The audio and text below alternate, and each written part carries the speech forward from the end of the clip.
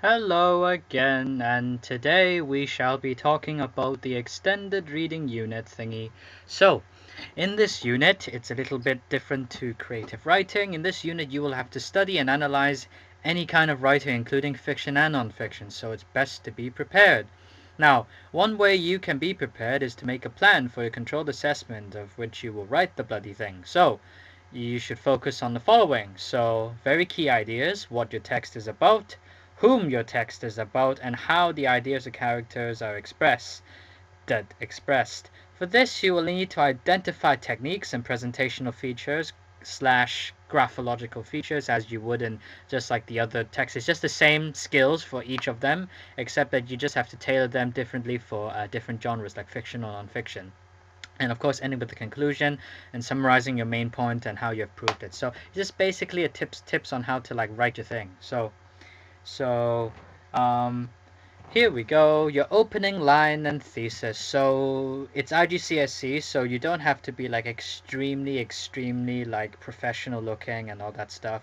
You just need to write a decent, solid, and well balanced essay, and that'll get you plenty of marks with a little bit of like sprinkles of nicely written bits here and there, and that you'll be in good hands. So basically, a pro tip from me is that think of a sentence that sums up your entire essay, because a sentence that sums up your entire essay is your statement or your point of view. So for example, if you're writing about, for example, a character is being presented in such a way that creates such a feeling, you could say something like, this character, insert like Jim, insert like let's use our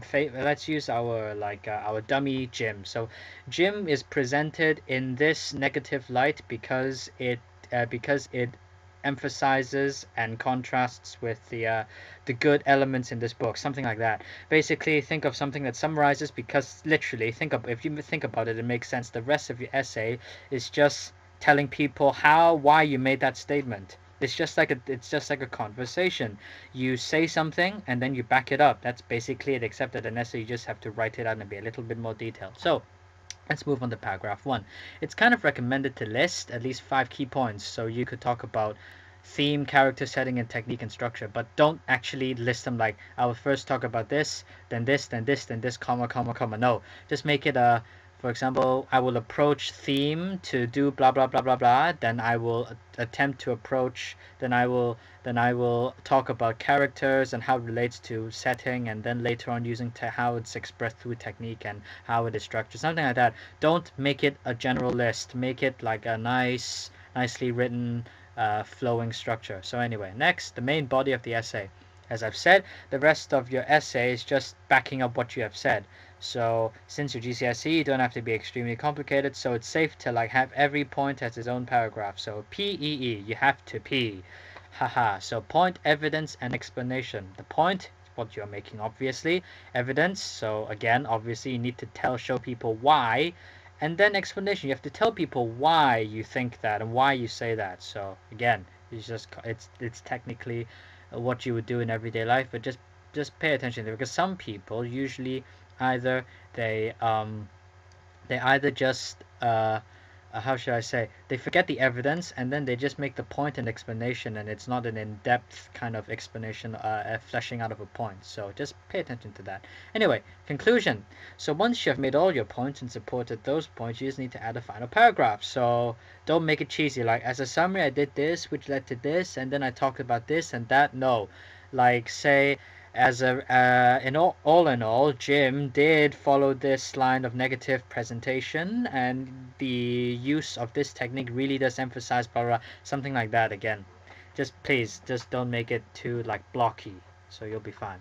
Layout, structure, yeah, please make paragraphs nice and not just write it nicely. Don't make a death wall of text, because again, examiners will feel put off, and that lessens your chance of getting like a good score. Because to be honest, a mood does depend on uh, what kind of mood does play a very big factor in how you're being scored, because if an exam it may because think about an examiner, you're writing a story, you're writing something that you want to write something nice for the examiner. Make the examiner enjoy marking and don't make it look like a chore, otherwise they'll just be just skip. Not to say that they're poor, but it's just bad. Just don't do that. Just make it nice for the examiner. So make sure your paragraphs are clearly indicated and around the same length. So like you don't have to be like again like very long and then very short. No, just make it even and you'll be good. Longer quotations are easily seen. So please indent. So no wall of text, please. So themes and ideas.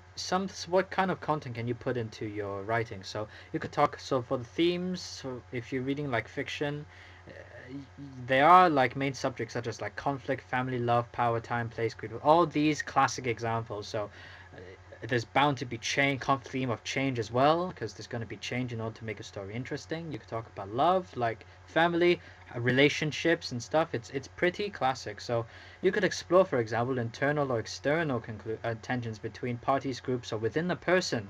So one way that contrast is uh, uh, one way that contrast is key in writing is that you get two sides of the story to look at, and contrast leads to change. So it's a very good key to kind of, how should I say, it's it just spices things up in my opinion. So as we see here, identifying contrast, they're everywhere. So you could dig into contrast within a theme or between themes. So let's take within a theme. So conflict, within conflict you have us versus them, friends versus foes, state versus citizen, family, feelings of safety versus independence. So like again, so you feel safe in your family is like growing up. That's basically theme of growing up is what ties in theme of growing up.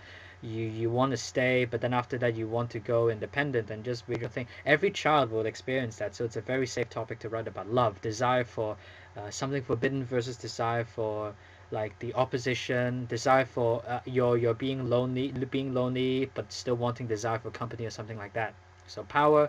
So yeah, in contrast, you will always have differences. So if you can identify them, not necessarily analyze them, but if you can pick them out and signal that you have picked up on this kind of contrast, that's basically easy points.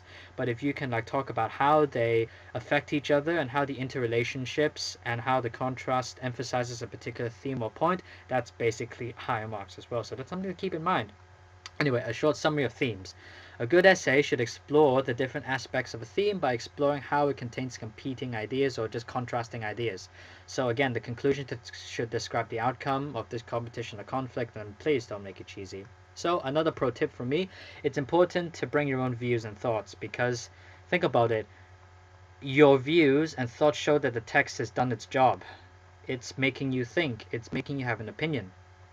So moving on to characterization and voice, there are areas that you could focus on. So like heroes or villains, character relationships, male or female characters and stuff. You need to think about what the set of characters in the text are like. Are they arch enemy? Are they arch enemies? Are they lovers? Are they friends? You think of their personality and pay attention to their comments and conversation. So yeah. Anyway, next, voice. So voice means how we hear and speak, how characters speak in dialogue. It's important because it shows their personality and it shows the tone, their character's tone. Also refers to the voice of the author or narrator. So think about how is the story told and what writing techniques are used. What is the feeling of the attitude and narrator? And is there a narrator if anything? Because like characters and stuff, are the characters the only people in the story? Because you could have the narrator as a character. So character contrasts, again, as I've mentioned before, with all the contrast of themes and stuff, you could have like a poor character versus a rich character. It's very prominent in fables like Aesop's fables, like the rich guy, the rich king versus the poor peasants and stuff.